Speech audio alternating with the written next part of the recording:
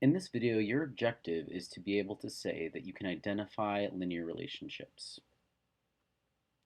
Now, there are two ways to identify if an equation or a table or a graph is linear, and the first one's pretty easy.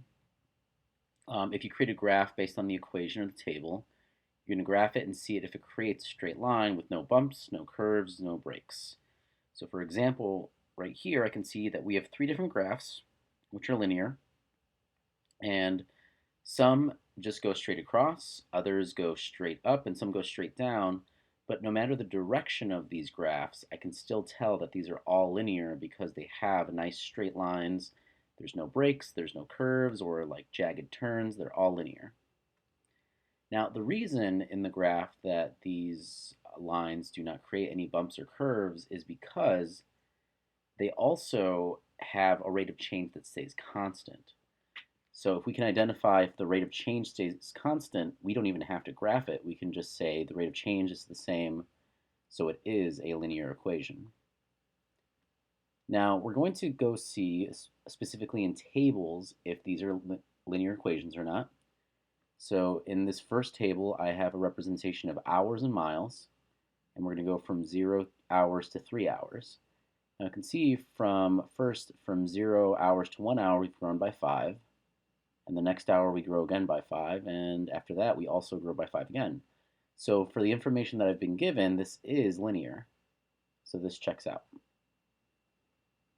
In my next example, from 0 to 3 hours, I'm going to see here that I grow by 2 miles. And from there I go by 3. And then from here I'm growing by 11. So I can tell automatically, actually pretty quickly, from the first two growth rates, that this is not linear. So this table is not linear because it is not growing by the same growth rate. If it continued growing by 2, then it would be linear, but the rate of change is not the same, so this is not linear. Now in this example, we're comparing the number of hours that pass to the number of cookies, and I can see pretty quickly that this is linear because it's growing by 7 each individual time, so this is linear. Now in our next example, you're going to notice that we're measuring the number of years that pass and the number of fish that remain in a pond. And even though we're going down, a lot of people sometimes think that if a rate of change is negative, that it's not linear, but it is actually still linear because it's still growing, it's just growing by a negative amount. So here we're shrinking by 200 fish each year.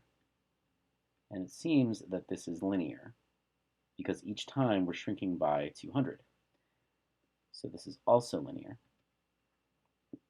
Now what we're going to do with these tables is we're actually going to create an equation based off the tables to prove without a doubt that they're linear. So we're going to take our three tables that were linear and create equations for them. So the first thing you have to ask yourself before you write an equation for each of these tables is, what is the rate of change and where did you begin? Where were you at the y-axis or at 0 hours?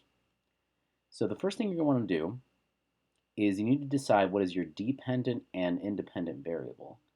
Now I know that my miles rely on how many hours I travel, so my miles are actually going to be my dependent variable. So I'm going to write that m depends, or it's equal to, something that's done by the number of hours. So I remember that my rate of change is plus 5. And I began at 0, so I won't have to put a constant here, but I can just say that the miles are equal to 5 times the number of hours. So for example, 1 times 5 is 5, 2 times 5 is 10, 3 times 5 is 15. So this would be my equation right over here. Now for my next table, again, I still have to ask what's my rate of change and where do we begin? And you're going to see here that at 0 hours, we have 6 cookies that are taken up.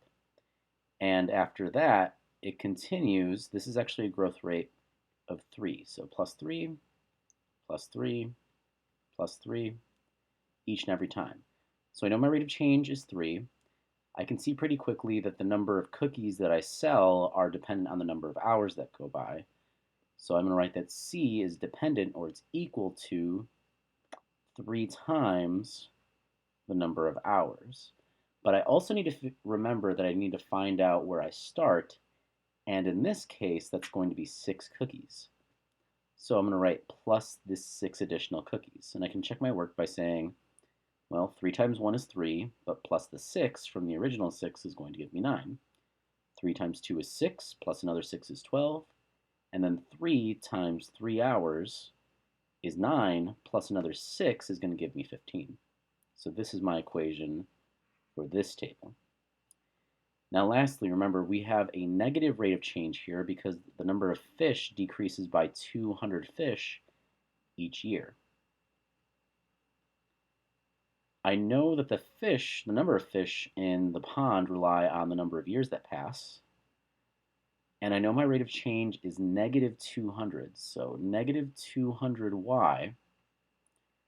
But I also need to include how many fish were originally in the pond when we were measuring at 0 years.